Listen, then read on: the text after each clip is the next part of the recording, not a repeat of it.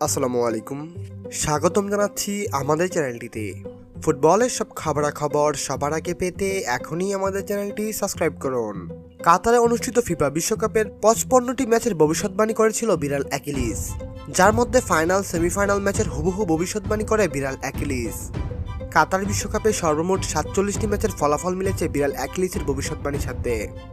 এছাড়াও 2021 সালের কোপা আমেরিকায় ভবিষ্যৎবাণী করে বিরাল অ্যাকিলিস, যার মধ্যে 80% ফলাফল হুবহু মিলেছে। এখনও শেষ হয়ে যায়নি কাতার বিশ্বকাপের আমেজ।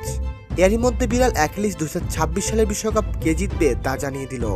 বিড়ালটিকে দিয়ে ভবিষ্যৎবাণী করানোর জন্য দুটি পাত্রে বিড়ালটিকে খাবার দেওয়া হয়, সেই সাথে দুই পাত্রের সাথে দুই দেশের পতাকা লাগানো থাকে।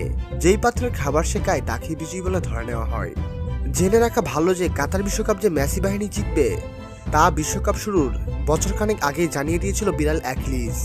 অ্যাকিলিস দ্য ক্যাট, এর রং সাদা, চোখ নীল, ওজন 4 কেজি। এক ঝলকে দেখলে মনে হবে আর 5টা বিড়ালের মতো সাধারণ অ্যাকিলিস।